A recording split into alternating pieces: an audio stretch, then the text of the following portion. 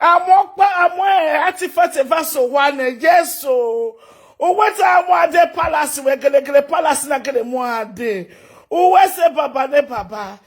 Iwawe prince and princess, this so-called prince and princess on the social media, what dang at Muawe no. Do you understand? When God forbid bad thing. God forbid for you. When my son of Gumekomo to Gume kono lame ho. And I'm making young weird, I'm making since more than 4 days. You the so-called prince and princess that call themselves on social media. You wouldn't care what you want there. They are celebrating.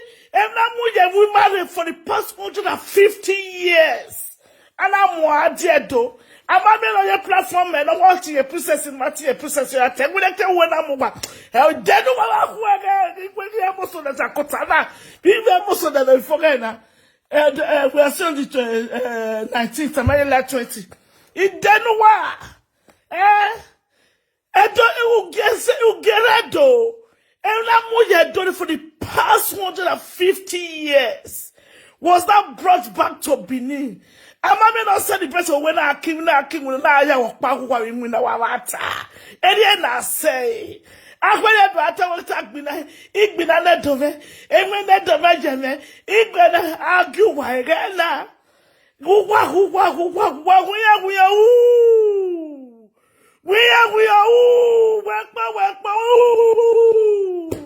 Egbe duwa egbe nuwa here.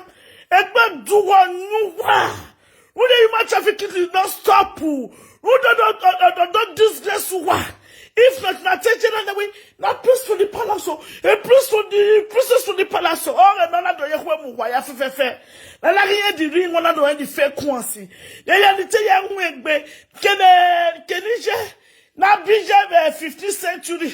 Nije mese de sike palace aya prisi ye ya nwa gbe na me na wo ye prisi mo de ge weka ha wi jije no bije ona ye tie gbe prisi weka ga gbo wa ya ji ama me wa don celebrate e wu na kala mu na ke na mu wa don't trust people it denu wa na we fa do no te fa na ehwemu u ge wa do do and I'm for the past 150 years. I'm not cut through any platform when I celebrate it. Now, Egben Wakwa, and I discuss like but also work to the oppressive and work social media. What can we present enemy? You present enemy when for your to work on. Who wanna we are. I want be like I want be like I want Alue. I want doctors women. Doctors me even waji no wago. O wago oh. He said me was the kind of a king in it. Oh heaven waji ola the susumanya latia. Ola afiye ola make sure they are bought by FF for attend on yak social media. Why they team they tell me if you go I might take back for ola make sure just susumanya destroy your poor. Ola ya you wabo. Gagu wa ije wa ye fiete. Wa ye fiete. Gawala swenya ketwa adena. Egele denia ihati harowe agowe. E process ni he miu. He wakisa. Wakife not deaf your talk of the talk Rebecca. Anyone ije wa ye to say. And then no can celebrate him. And not about for a man and I'm for a man of Bassi. And I'm one here. One no test to Lina Janena. And I tell me, give it when I have been a key, I tell you get me boo. Oh my God, what a shame! What a shame! What a shame! Oh, I thank my God Almighty, get back quick. I never allow you people to command me. I'm a myself. I mean, light and darkness can never work together now.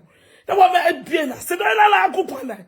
And I make money when I'm in the hand, like I get here, no one go. Oh, my God. Kai!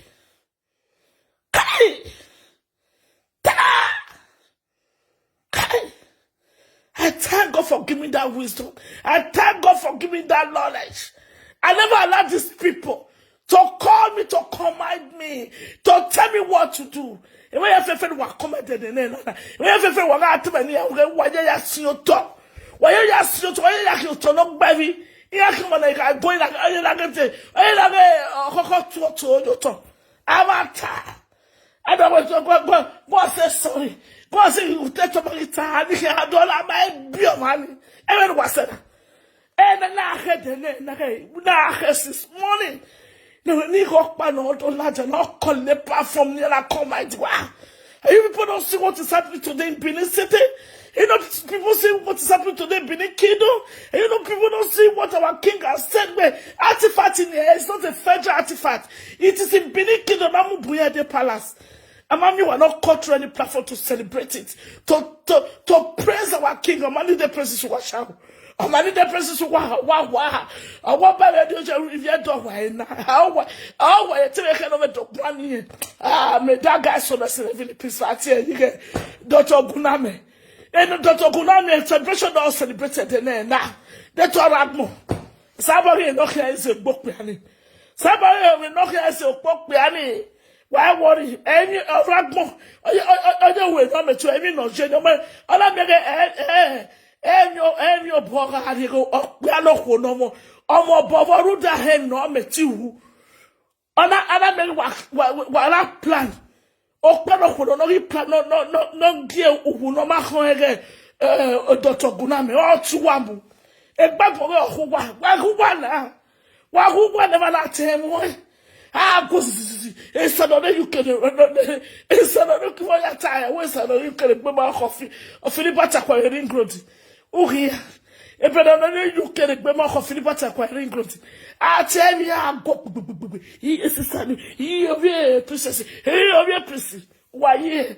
What giza? Emane huemu.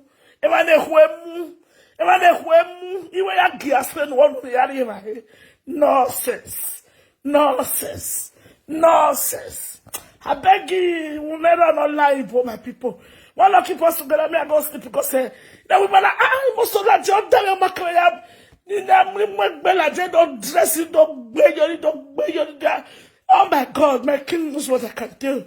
Our ancestors don't know what I would have done if I have all those chances today to do that. Nonsense.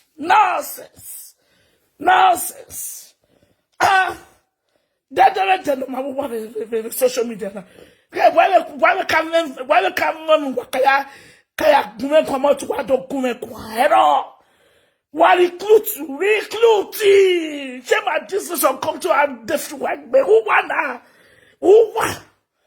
I come from one platform to the other to cover my nash and then we are doctors, ski force of it,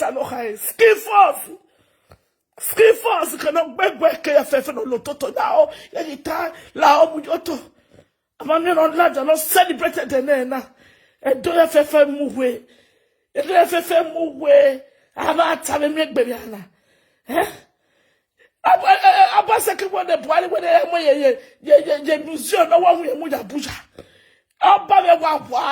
Wa mama mu de do na ewe. Ati do na kede mu na mu ati do. Wa mama celebrate. Wama me celebrate o. Unda wa maka ene gbogbo ma we. Una don't lie. Ni the social media no re gugun.